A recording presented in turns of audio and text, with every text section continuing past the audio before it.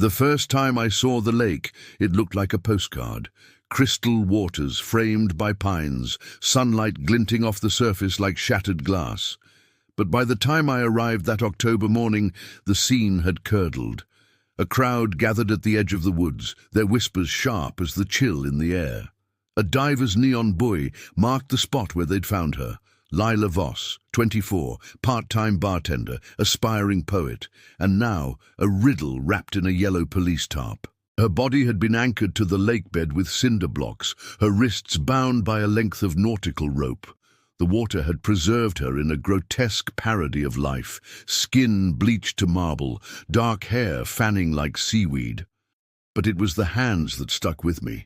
Clenched into fists, nails split and ragged, as if she'd fought something deeper than the water. The locals called it a tragedy. The sheriff called it an accident. But accidents don't leave ligature marks. Lila had vanished 3 nights earlier after her shift at the Rusty Anchor. Security footage showed her leaving alone at 1:07 a.m., her jean jacket slung over one shoulder, no signs of struggle, no strangers lingering in the parking lot. Just a girl walking into the dark, her shadow swallowed by the pines. Her phone, recovered from the lake's muddy floor, told a different story. The last outgoing call wasn't to 911 or a friend, it was to a number registered to a burner phone, traced to a gas station 2 counties over. No cameras, no witnesses, a dead end in every sense. Then there were the letters. While her family sorted through her apartment, they found a shoebox beneath her bed. Dozens of handwritten pages, dated over the past year, addressed to someone named Jay. The prose was lyrical, feverish, a mix of love declarations and paranoid ramblings. "You said you'd fix this," one entry read. "But the walls are still breathing. I hear them at night." No one in Lila's life knew who Jay was. Not her co-workers, not her ex-boyfriend, not her sister who'd shared the apartment's thin walls. But the letters hinted at secrets buried deeper than the lake, a relationship hidden in plain sight, a promise broken. The dive team spent days scouring the lake, turning up rusted fishing tackle, a waterlogged rifle, and a wedding ring from the 1980s. No murder weapon, no sign of the cinder block's origin.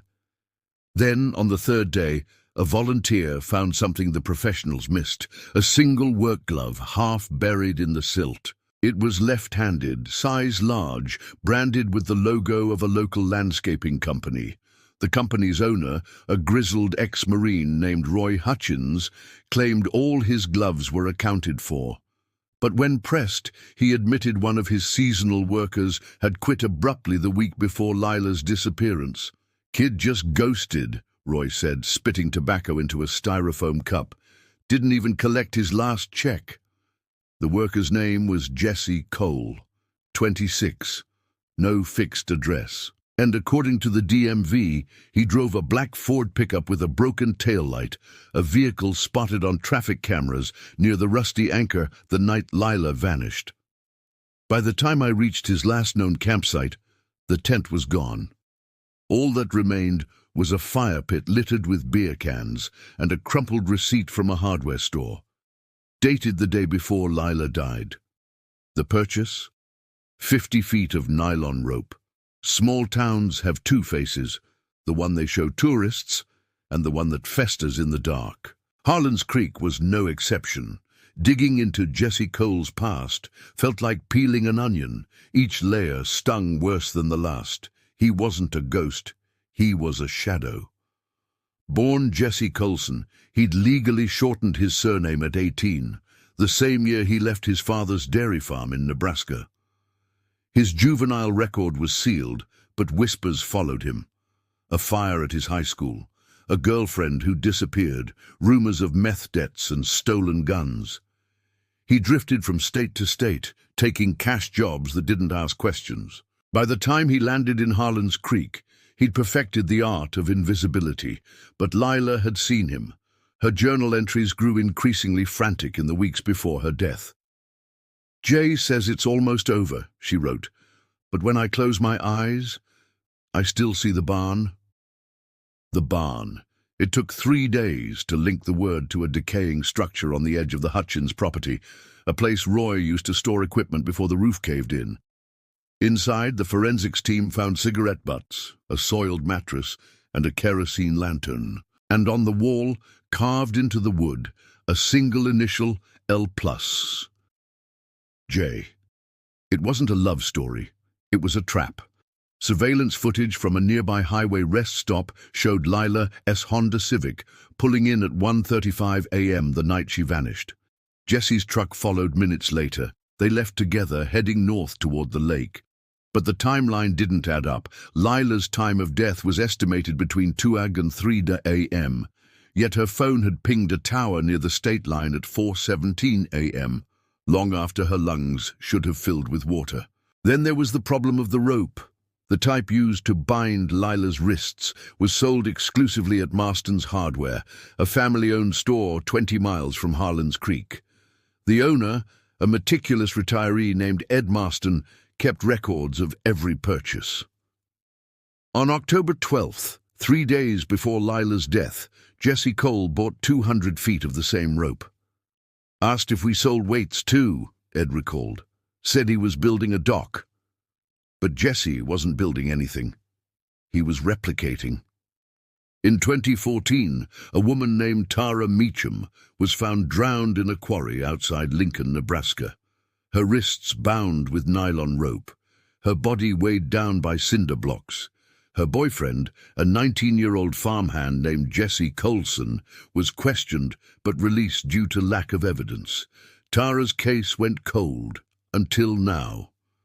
The final piece came from an unexpected source. Lila's sister, Mara. While packing up the apartment, she discovered a locked box hidden in the back of Lila's closet. Inside was a pregnancy test, positive, and a handwritten note. "I can't do this alone. Meet me at the lake, please." Dated October 14th, addressed to J. Jesse Cole had no history of violence against women, but he had a pattern of vanishing when things got complicated. Tara, Lila, others we'd never know about. He wasn't a monster. He was a coward, a man who dissolved problems instead of solving them. The break came from a trucker named Reggie Boone, who'd been parked at the rest stop the night Lila died. His dash cam captured a figure stumbling into the woods near the lake's eastern shore, a man matching Jesse's description, clutching his left hand as if burned. The glove, the one from the lake.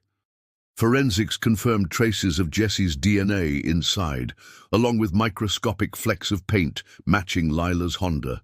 He'd torn the glove during the struggle, lost it in the water, and fled. But to where?